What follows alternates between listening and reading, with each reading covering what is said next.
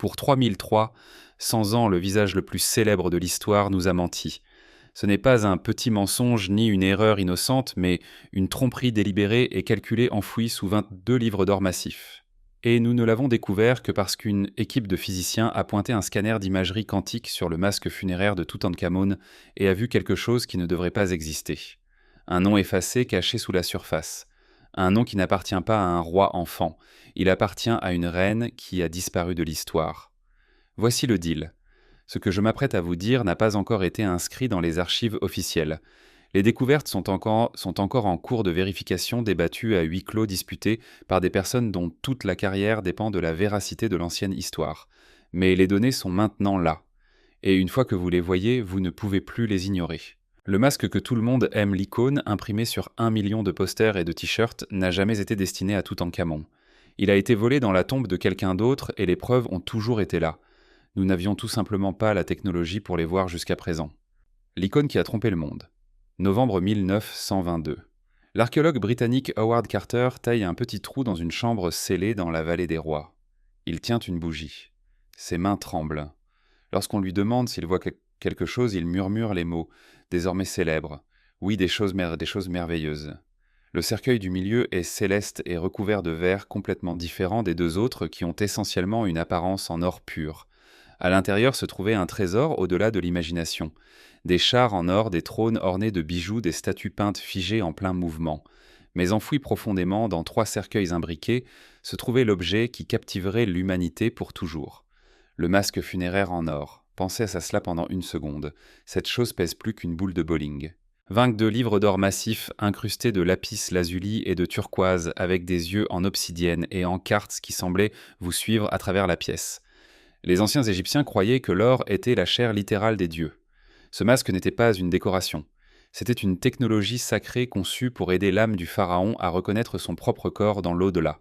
Sans lui, son esprit errerait perdu pour l'éternité.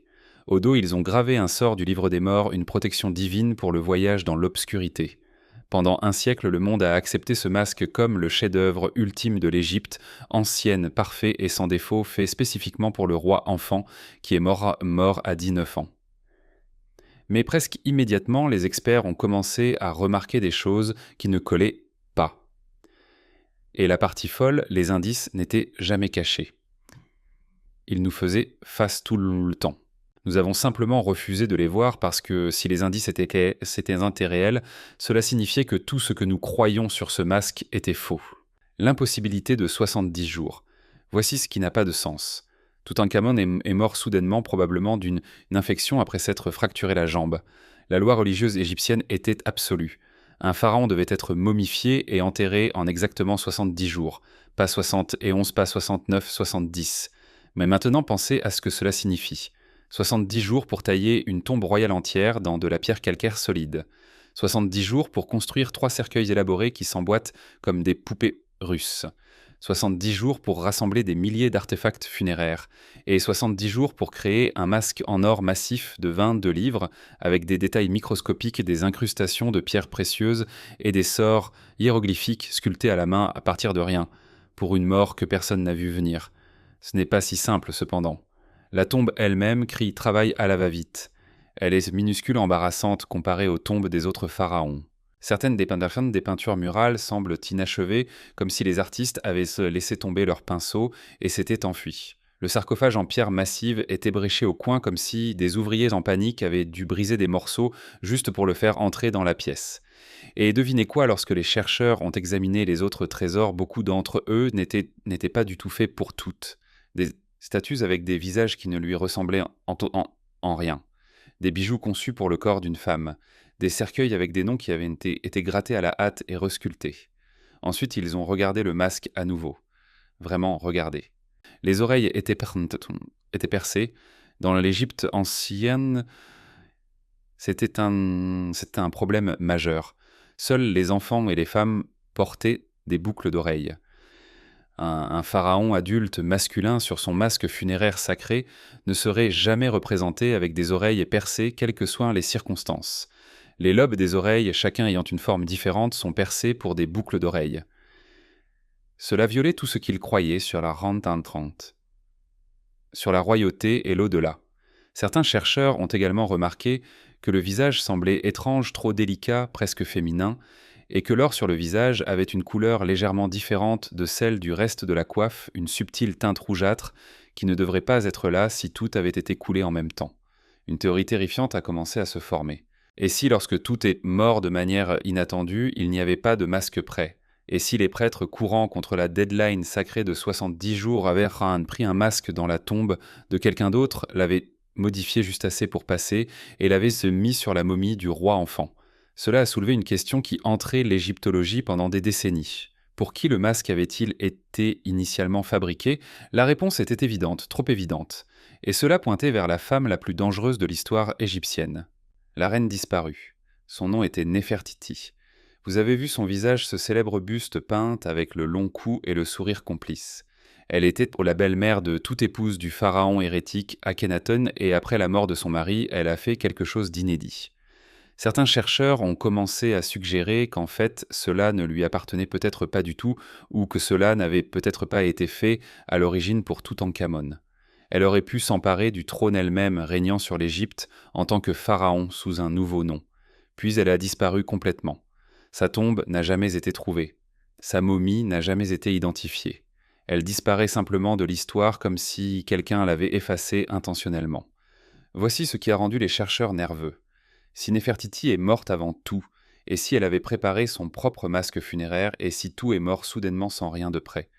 Les mathématiques s'alignaient parfaitement. Les oreilles à raies percées avaient du sens. Les traits féminins avaient du sens. Les modifications précipitées avaient du sens. Mais prouver cela était impossible. Vous devriez endommager le masque pour voir à l'intérieur. Et personne ne laisserait faire cela. Pendant des décennies, la théorie de Néfertiti est restée exactement cela. Chuchotée lors de conférences rejetées par l'establishment, impossible à prouver. Puis en 2014, quelqu'un a cassé le masque et cet accident allait finalement tout révéler. Le désastre qui a tout changé. L'histoire a fait les gros titres internationaux. Lors d'un nettoyage de routine au musée égyptien du Caire, un employé a heurté le masque. La longue barbe tressée, un symbole sacré de la royauté divine, s'est détachée. Ce qui s'est passé ensuite était presque pire que la rupture elle-même. Au lieu d'appeler des conservateurs experts, le personnel du musée a paniqué. Ils ont pris le premier adhésif qu'ils ont pu trouver. Une colle époxy de force industrielle destinée à la plomberie et aux réparations automobiles. Ils l'ont étalé, ont remis la barbe en place et ont prié pour que personne ne le remarque. Tout le monde l'a remarqué. Ils avaient même étalé de la colle de manière visible sur le menton doré. Le plus grand trésor d'Égypte, qui avait survécu pendant 33 siècles, avait été endommagé par un adhésif de quincaillerie. Le gouvernement égyptien a fait appel à une équipe internationale dirigée par le conservateur allemand Christian Ekman. Son travail consistait à réparer correctement la barbe. Mais Ekman a vu une opportunité. Avant de réattacher quoi que ce soit, il allait scanner le masque avec une technologie d'imagerie fluorescente par rayon X. Il répondrait à la question de Néfertiti une fois pour toutes. Sa logique était solide. Si le visage avait été découpé d'un autre masque et soudé à celui-ci, le scan XRF le montrerait. Différentes compositions d'or, lignes de soudure, signatures chimiques de modification. Son équipe a passé des mois à scanner chaque millimètre. Les résultats semblaient définitifs. L'or du visage correspondait à l'or de la coiffe. Les hiéroglyphes épelant Toutankhamon ne montraient aucune preuve d'avoir été gravés sur un autre nom, et les délicates incrustations de verre autour des yeux étaient parfaitement intactes. Si quelqu'un avait soudé un nouveau visage, la chaleur aurait fissuré ce verre instantanément. Affaire classée. La théorie de Néfertiti était morte. Le masque était à 100% celui de toutes. L'équipe d'Ekman a enlevé l'époxy et a réattaché la barbe avec de la cire d'abeille, tout comme les anciens Égyptiens l'auraient fait. Il avait été recollé mais nécessitait un travail de réparation supplémentaire après que des images aient circulé en ligne montrant une ligne de colle autour de son menton. Le masque a été remis en exposition. Les livres d'histoire sont restés les mêmes. Mais voici le truc. Un petit groupe de scientifiques n'y croyait pas. Ils soutenaient que la technologie d'Ekman avait un point aveugle fatal. Les rayons X peuvent voir la densité. Ils peuvent repérer les fissures dans les joints de soudure. Mais c'est que se passerait-il si les artisans anciens étaient plus malins que cela? Et s'ils utilisaient de l'or du même lot pour boucher les trous d'oreilles, et s'ils avaient martelé le nom original parfaitement à plat avant de le resculpter, et s'ils avaient attaché un nouveau visage si précisément que la couture n'était épaisse que de quelques atomes, les rayons X ne verraient rien. Ils ne peuvent pas lire l'histoire du métal. Ils ne peuvent pas faire la différence entre de l'or qui a été coulé une fois et de l'or qui a été réchauffé, martelé et retravaillé. Pour voir cela, vous avez besoin d'un type de technologie complètement différent, quelque chose qui pourrait lire la mémoire thermique des atomes eux-mêmes. Et d'ici 2024, cette technologie existait. Le scan qui a changé l'histoire. Dr Helena Voss est physicienne des matériaux à l'Institut Max Planck de Munich. Sa spécialité est l'imagerie par résonance quantique, une technologie si nouvelle qu'elle existe à peine en dehors des laboratoires classifiés. Fin 2024, son équipe a obtenu l'autorisation du ministère égyptien des Antiquités pour effectuer un scan non invasif du masque. Officiellement, c'était un test de calibration. Ils voulaient prouver que leur équipement fonctionnait sur de l'or ancien. Ils ne s'attendaient pas à trouver quoi que ce soit que Ekman avait manqué. Le scan a eu lieu après la fermeture du Grand Musée égyptien pour la nuit. Dr Voss a ensuite décrit la configuration à ses collègues. Le scanner bourdonnait. Le masque restait immobile sous le faisceau. Les données affluaient sur les ordinateurs portables en temps réel. Pendant des heures, tout confirmait ce qu'ils savaient déjà. Puis le scanner s'est concentré sur le cartouche Loval contenant le nom de Toutankhamon. Dr Ahmed Hassan, un égyptologue de l'université du Caire qui était présent ce soir-là, a dit que la pièce était devenue silencieuse.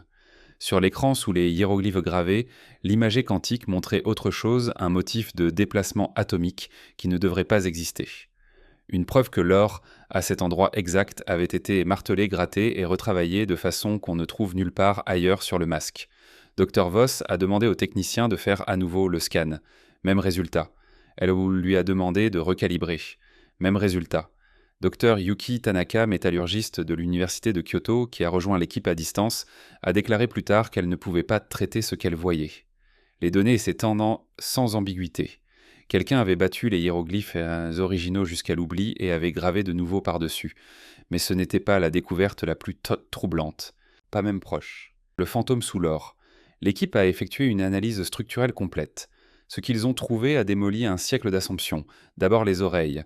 Les rayons X montraient de l'or massif. La peau quantique montrait quelque chose de différent. 2 parfaits bouchons cylindriques. Quelqu'un avait rempli les trous percés d'origine avec des tiges du même alliage d'or, puis les avait martelés et polis jusqu'à ce que les coutures soient invisibles à toute technologie existant avant 2024. Les oreilles avaient été bouchées. Le masque appartenait à l'origine à quelqu'un qui portait des boucles d'oreilles. Deuxièmement, le visage. L'imagerie quantique a détecté ce que Dr Voss a appelé un fantôme thermique autour de tout le périmètre où le visage rencontre la coiffe. C'est une signature moléculaire. Cela signifie que l'or le long de ce contour exact avait été surchauffé à une température différente de celle du métal environnant. Cela allait probablement être la seule tombe royale intacte jamais trouvée dans la vallée des rois. Les artisans anciens n'avaient pas soudé par l'avant. Cela aurait fissuré le verre. Ils avaient attaché le nouveau visage par l'arrière en utilisant une chaleur à haute pression qui laissait la surface visible impeccable. La couture était invisible aux rayons X, mais les atomes se souvenaient que le visage avait été découpé et remplacé. La pièce était restée silencieuse longtemps. Dr Hassan a été le premier à parler. Il a demandé si le scanner pouvait reconstruire ce qui avait été effacé. Dr Voss a répondu oui.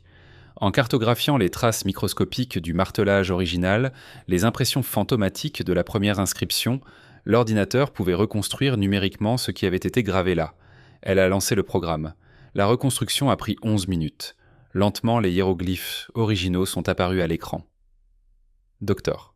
Tanaka, regardant depuis Kyoto, a dit « Personne ne respire ». Le nom est apparu un symbole à la fois. Ce n'était pas Toutankhamon. Le nom était Néfernafuriatine. Le nom de trône que les historiens croient que Néfertiti a utilisé lorsqu'elle est devenue pharaon. Le camouflage révélé. La peau quantique a raconté toute l'histoire. Lorsque Toutankhamon est mort soudainement, il n'y avait pas de masque prêt pour lui. Son puissant successeur, un homme nommé I, a probablement volé la grande tombe initialement prévue pour lui-même. Les prêtres étaient piégés. Ils avaient 70 jours. Pas de masque, pas d'option. Alors ils sont allés à la tombe du pharaon précédent Néfertiti. Ils ont pris son masque funéraire et se sont mis au travail.